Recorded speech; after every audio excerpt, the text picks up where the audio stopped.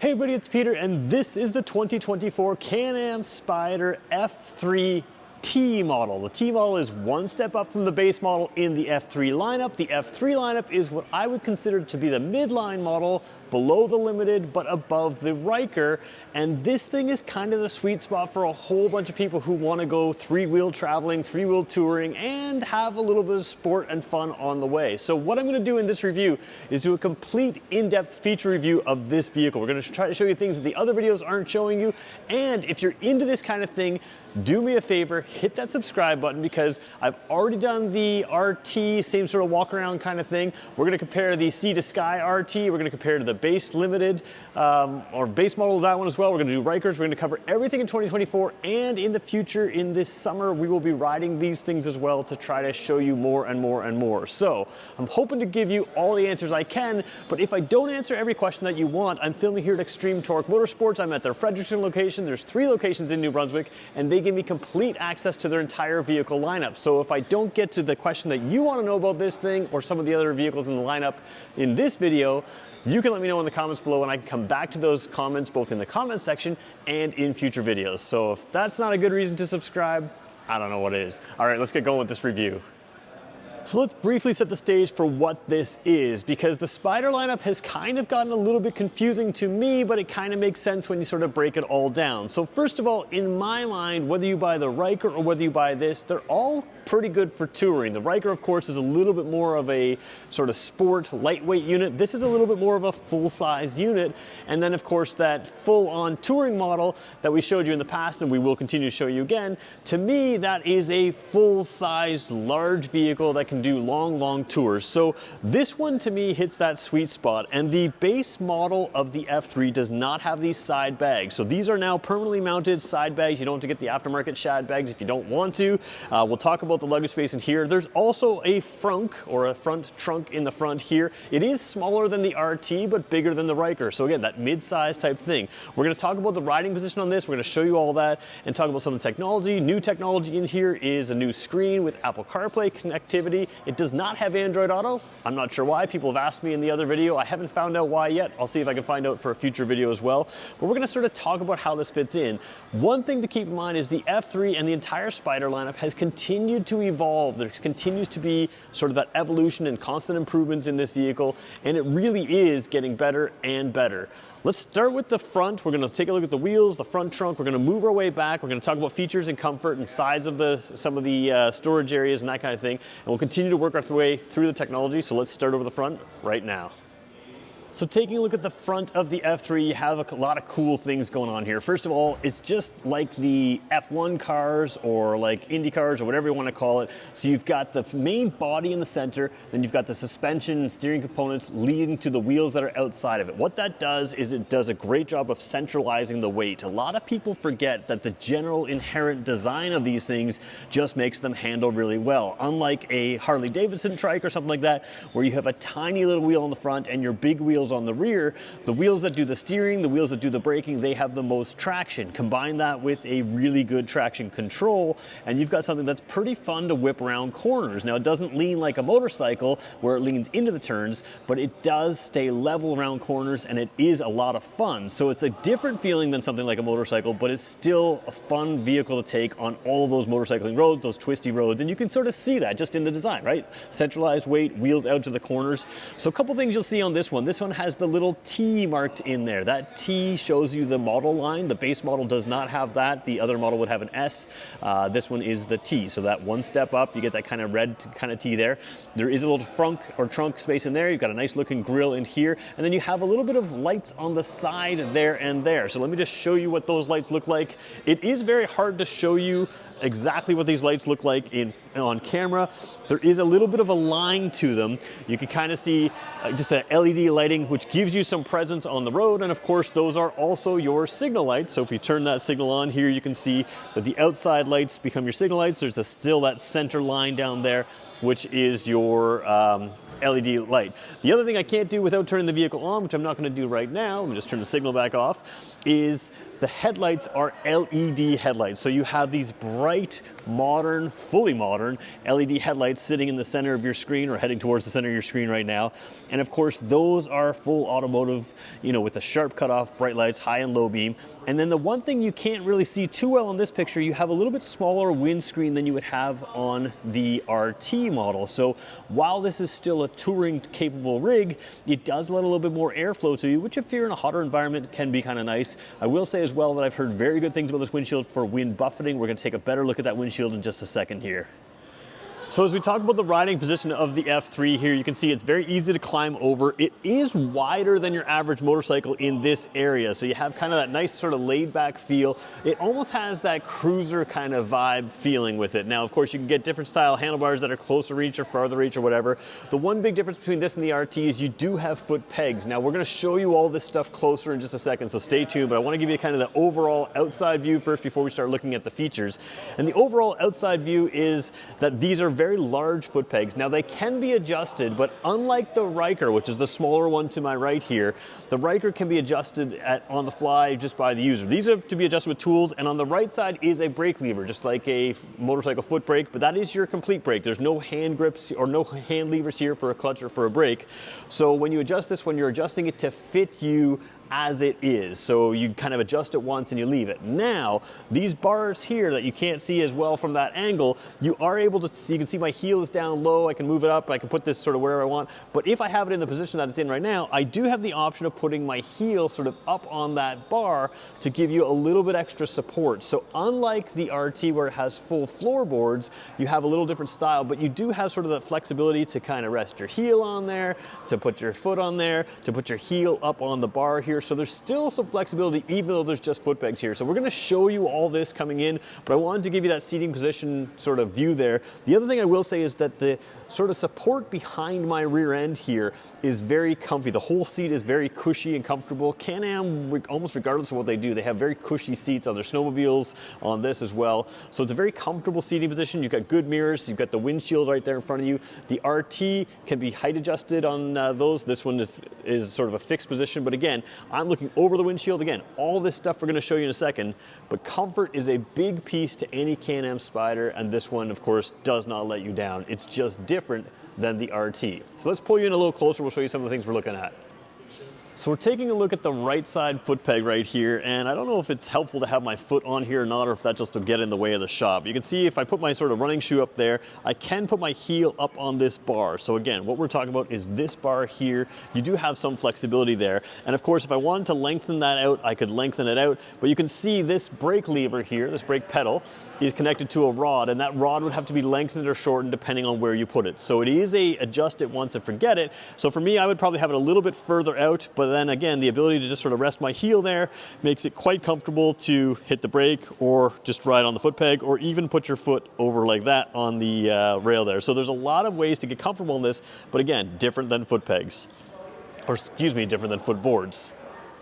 One of the great things about any Can Am Spyder is they are great two-person vehicles. Unlike a large motorcycle where it just gets unwieldy because the bike itself, especially if it's a touring bike, something like this, can be very heavy. Adding a second person just makes it less, you know, friendly, less easy.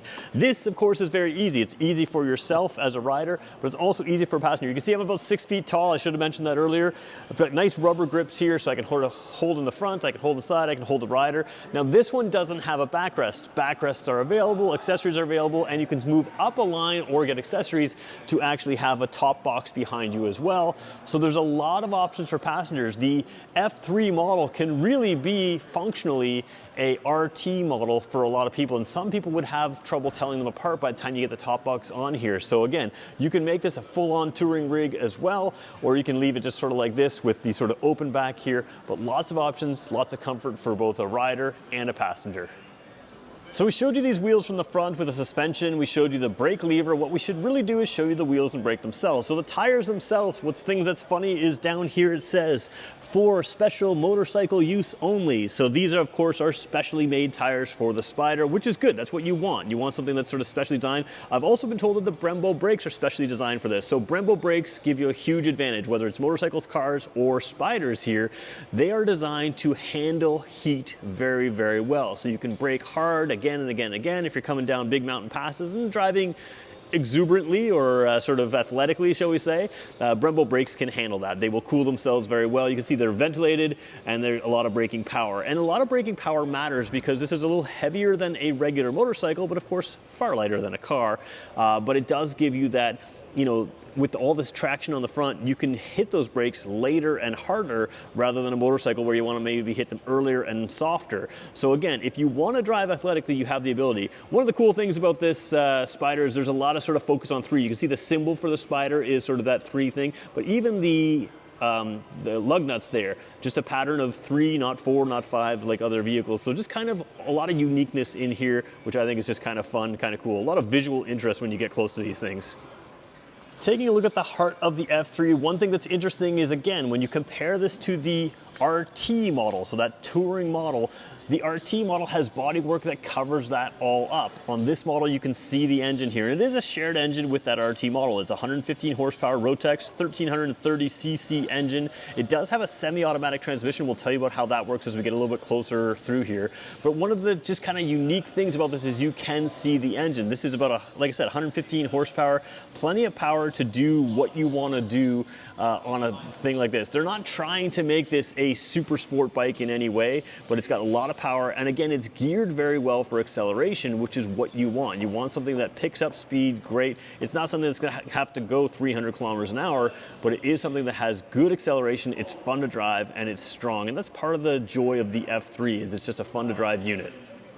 So we're taking a look at the front trunk here, or the frunk if you will. I've already unlatched it using the ignition key. We'll show you that as we get a little closer, but I'm gonna pop it open here, and you can see that, first of all, the paint color, I don't know if you can see that on camera there, it's nice metallic sparkle. This is in the showroom, so it doesn't always show as well as outside, but you do have good space in here. Now the original version of this without the side cases has 24.4 liters of storage. This one has 79.9 liters of storage, so those side cases add a lot of storage. As I mentioned earlier, this isn't nearly as big as the RT model. If you need the most space, that RT, that maximum touring capability, that RT gives you that space. But this is still quite a bit of space, and it will allow you to do tours, to take things along, and it really is sort of an added advantage over motorcycles to have that front space, because again, you can always add a top case to this on the back as well and really expand your storage compared to a typical motorcycle. So front storage here, let's look at the side cases as well. So taking a look at the side case on this, you have just some nice styling. You can sort of see the shape of it there. And of course, it's all built in. It doesn't look aftermarket or anything like that. There is a little key lock ignition on the top here. I don't know if you, yeah, you can see my finger there. So key lock ignition on the top there and a little handle there so you can drop that down. And it does drop sort of level on like the this piece here drops so that's level on the bottom. So anything in there isn't gonna fall out to the ground. It's gonna fall out to the side case. Now, pretty good storage in there. You've got good deep storage around there.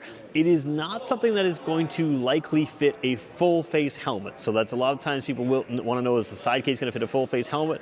I don't think it will fit it the way it is, but it is still a good amount of storage. Like I said, 79.5 or 79.9 liters of, over 79 liters of cargo storage in this thing. So still plenty of storage to fit a lot of the things you would want to fit, but I don't think it will fit a helmet. So it's good to know there. We should point out as well, there's a good gasket on all of these seals here, or all of these hatches, so you can easily fit or easily seal things in there and trust that it should stay very weatherproof. So hopping on the Spyder F3, this is the view you get. Now I am wide angle with my camera, so the views are skewed a little bit at the end, but a couple things I want to show you here. You do have this traditional key here. So on the something like the Riker, you have a different style key, and this one is centrally located, so it's very easy to work. I will show you this 10.25 inch screen, so 10.25 inch screen. Now there is going to be some glare that you see on the camera. It's far less glare in person. For whatever reason, cameras just overdo it, but you can see very good graphics in here, nice display. I really like, you know, full color display here. So we can go agree to all this stuff here, and we're gonna roll the throttle a little bit forward, and get into the gauge cluster here. So what you have here is sort of your standard gauge cluster here with, again, sort of the analog and digital combined, but you can switch things up in this pretty good. So you can sort of see if I hit this button here, whoa, where are we there? Hit this button there we go. Hold on, trying to hit there. There we go. Hit the right button there. We can switch this to media. I'm looking through the camera instead of looking at the buttons. So this is where you can connect a Bluetooth phone. Of course, Bluetooth connectivity is good here. You can control that by voice. There's voice commands in here as well. A lot of things you can do. And like I said, Apple CarPlay is going to be available in this, so you can have that when you've got the phone paired to it. Jumping in here as well, you've got a radio here. So this is a standard 4-speaker system here. You can sort of see the speakers to the side here. There's a 6-speaker stereo on the next model up. We're going to go one more time to the statistics here. Now ignore fuel efficiency statistics, this one right here in particular. That's not going to be your average fuel efficiency. Obviously this one's been idling a lot just to show different customers, different things. But you can cycle through. This is trip A here, so we'll cycle down. There's our current ride. Of course, I haven't actually started it up yet. There's trip B. And so you can cycle through some various things here, which is kind of nice to have. So there's a lot of different options for what you want to do here. Oops, I'm going to hit the other button here. I want to hit back to the gauge there. So you can see I pulled up the second menu there. Again, I got to start looking at what I'm doing. So I'm going to pull up that same menu over here. Oops, not that menu. Oh boy, we're going back to media. Hitting the wrong buttons because I'm looking at the wrong thing. We're going to show up this menu here. Now this menu can show up over here if you don't have the phone paired, which is what I was going to try to show you. So let's try to do that. We'll go back to the gauges here, and then we'll show you that same menu. So let's show you that same menu that pulls up on the side. So there's your normal and eco mode, so you have different drive modes there. A lot of things we can show you in here, probably an entire separate video, but I will say this dash is both easy to read and pleasing to look at, and again, nice and large and clear, and again, good graphics on it, good resolution. Now you can see here, the camera's picking up the distortion more so than your eyes would, and I actually kind of appreciate that. And the one time the camera picks up something that's worse, that's actually helpful. This screen has a little bit of a flip up right here. So even though it's a lower screen, my eyes would be looking, well actually this is sort of the view I have right now with my eyes. Let's just sort of see, yeah, that's basically lined up with my eyes right there. We'll go wide angle to give you a little bit more realistic view again. So you can sort of see here, within your line of vision is easily the mirrors. Of course, your eyes have more depth to them there, but easily the mirrors. And then again, my eyes are probably this level here, so I can see over. So I have some facial exposure to the wind here, but I don't think you would have buffeting. And I've heard really good things about this windshield, but again, part of that is because it allows the air to come through there, and it's open down here. This is an open spot, so it lets, a lot of times with a big windshield, and this is a large windshield, what happens is it creates that negative pressure zone behind it where it can pull the rider in, it can create some buffeting and circling and that kind of thing. So this lets a lot of the air flow through to reduce that buffeting, but still gives you that wind protection on long rides. Now it's not as large as something like, if we can see that over there on the Sea to Sky version, that is a larger windshield, and of course that one is power adjustable up and down. This one is not the same as that, but it still gives you a lot of the protection that you would want while still feeling a little bit sportier in feel than the typical Spyder. So let's just take a look at the controls while we're here. So this is the semi-automatic transmission. Now I should try to see if I can show you there. There's a trigger there and a thumb there. It's the same button, so we can downshift and upshift by trigger there and thumb there. So this thing will downshift on its own. If you're coming to a stop, you just press that brake pedal, just like a car, and it will gear down on its own. But if you want to gear down to get more power and accelerate, if you want to gear down on your own, you can do that through the trigger, but you gear up through your thumb. Thumb has a lot of controls here. Volume there, you can switch your tracks over here, you can voice command various things. Main switching here. This one was bringing in the, oops, which one is it? Yeah, that's the side to side, so that's this menu here where I was going gauges, radio, statistics, that kind of thing. And then this button down here was bringing in some of those side menu type items, which was the eco and drive mode and a few other things in there. Signal lights here, horn there. So again, typical motorcycle orientation for signal and horn. Trigger thumb for the gear shift right over there. And then on the opposite side here, coming across to the throttle side, you do have a park menu or a parking button, hazard lights. You do have your cruise control down there as well. So you can turn the cruise control on, you can set it through there. So that's throttle side. And then of course the typical kill switch and that down there. Now in the past, there used to be a reverse switch up here. You just can, I believe, gear down now into reverse. You can see that on the gauge. So they've simplified throwing into reverse for you if you want, and that makes it kind of easier. So there's the controls. Let's talk a little bit more about this vehicle and talk about how it fits in the lineup and if it's right for you.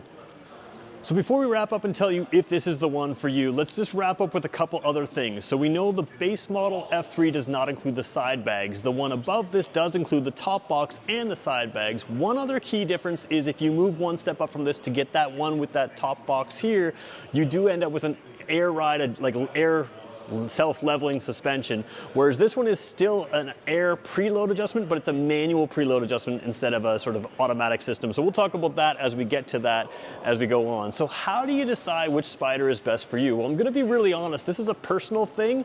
I love the RT. To me, that's the best touring version of this thing that you can get, but it has moved up in price, and this one fills a price gap for me where I wouldn't have to save as long and I could be out touring right now. So the F3 started as sort of cruiser style muscle bike and turned into either a cruiser style muscle bike or a touring machine. All of these are so good for touring, a lot of people want to do that. So this is a less expensive way to get that, and then it allows you to have a lot of fun. What I love about this is it still gives you that front trunk, it still gives you that storage, it still gives you that sportier styling than the RT, and has sort of that fun kind of view, like look to it, but it also doesn't really sacrifice a whole lot on the touring capabilities, which is I think what a lot of people want to use these for. They don't only want to tour with them, they can use them everywhere.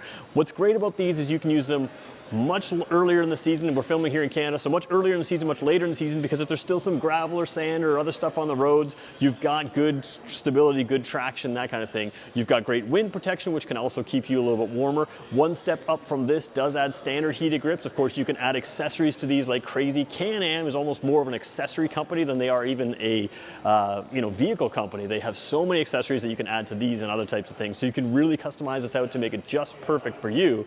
But no matter what, this thing's gonna give you a lot of riding season. It's gonna also be great when you go on these types of tours where you're in unfamiliar roads. Because of the stability, because of the weather protection, you're gonna have the ability to, hey, if you've got a long weekend booked and it's gonna be raining on part of that, you can handle a little bit more rain on this than something else, especially with your traction. So to me, this one is a really great option for people who want something a little bit sportier than the RT, but still wanna do the touring. If you're gonna be touring, the RT still has touring advantages, but this one's still fully capable. Now remember, there is the Riker below this, which is that really more entry-level price point, gets into that sort of motorcycle, even midline motorcycle pricing.